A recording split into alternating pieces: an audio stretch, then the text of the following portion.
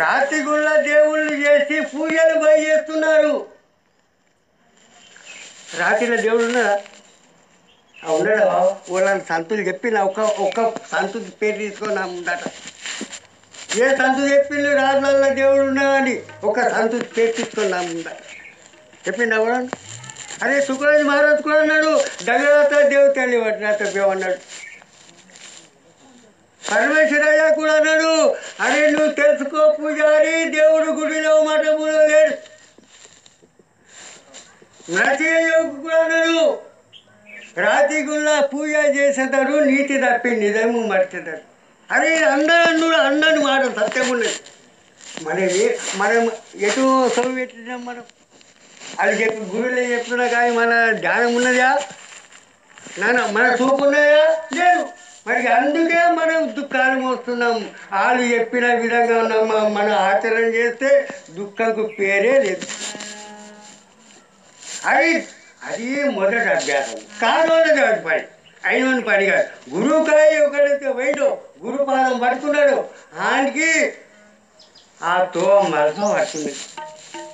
మరి ఆ గురువులే రాళ్ళని పూజిస్తున్నాడు. శిష్యుడు ఎక్కడ పోవాలి కాదుగా, గురే రాళ్ళని పట్టుకొని పూజిస్తున్నాడు. శిష్యుడు ఎట్టు పోదా? అందుకు ఆత్మజ్ఞానం ఆ గురి దగ్గరనే. ఆత్మజ్ఞానం ఉన్నోడు ఆ రాళ్ళ పందుల వాడడు, గడం పందుల వాడడు. ఆత్మజ్ఞానంకు భౌతిక జ్ఞానంకు భూమి ఆకాశం తేడా ఉన్నది. అందుకు ఈ అంధ విశ్వాసము ఇది పోతేనే మనకు ఆత్మజ్ఞానము లభిస్తున్నది. ఆత్మజ్ఞానం లభించిందంటే అని జీవునికి కళ్యాణం ఉన్నది. మరి అది పూజలు చేస్తే తప్ప? అది తప్పే.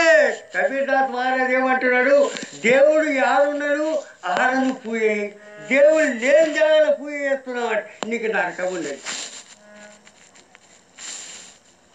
మనం పోతున్నాం, దేవుడు లేని జాగాలో పోతున్నాం, దేవుడు ఉన్న జాగాలో పోకట్లేదు. అన్ని దేవుని గుర్తు చేస్తున్నాం. అందుకు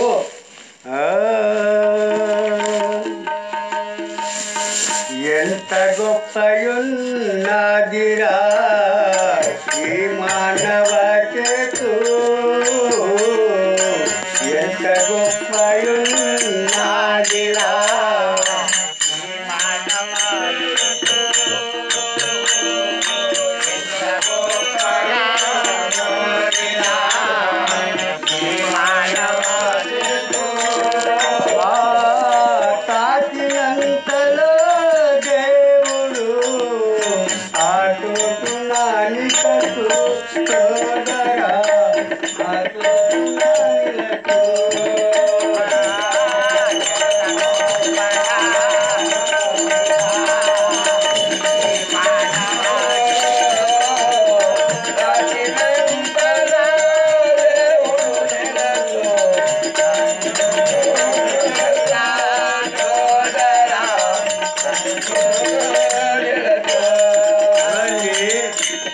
ఎంత గొప్ప ఉన్నదిరా ఈ మానవుని చేతు. మీ మానవుని విలువ తెలుసుకుంటున్నాడా? అంటే ఎంత గొప్ప ఉన్నది మానవుని చేతు. ఆడ తాకితే దేవుడు నిలబడిపోయాడు. ఈ చేతు ఆడ తాకిందో అలా దేవుడు అయింది, నిలబడ్డాడు. ఇక చంద్రభూమి ఏళ్లకు ఆ కట్టెకు రాయి దేవుడైంది, చంద్రభూమి ఏళ్లకు ఆ గుండుకు రాయి దేవుడైంది. ఓల తాకత్తో నైలు. ఈ మనిషి అన్నంత తాకత్తున్నది దేవుణ్ణి నిలబెట్టేది. ఈ మనిషి లేకుంటే ఏమున్నాయి?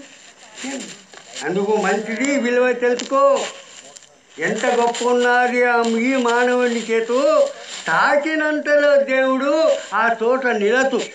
ఏడ ఈ ఏళ్ళు తరుగుతున్నాయి అక్కడ దేవుడు నిలబట్టుకోడు. ఆ దేవుని ఓటు తయారు చేసిండు. ఆ దేవుని ఓటు తయారు చేసిండు. మనం చేనకు పోతున్నాం, చేన పోగా ఒక చెట్టు కింద ఒక సర్పని నిలబెట్టి దానికి చంద్రం పోయి అక్కడ తీర్థం తాగుతుంది. ఇక తీర్థం తాగుతుంది. ఓళ్ళు నిలబెట్టి ఓళ్ళు చేసిండు దేవుణ్ణి. ఎవరు చేసిండు? ఈ జీవుడు. మరి జీవుని తెలుసుకో.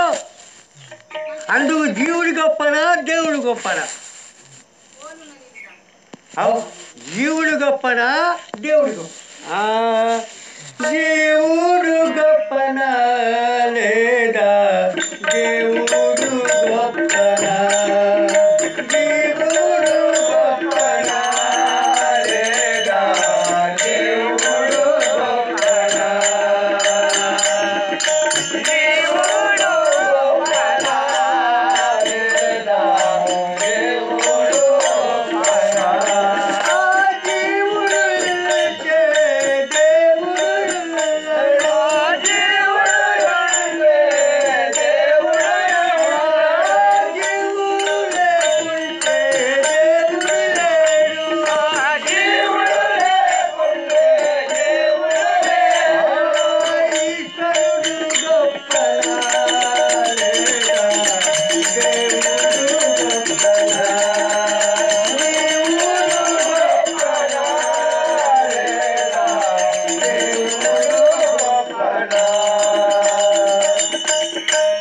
జీవుడు గొప్పనా దేవుడు గొప్పనా మంది ఏమంటారు అరే ఈ జీవుడిని పుట్టించినోడా దేవుడు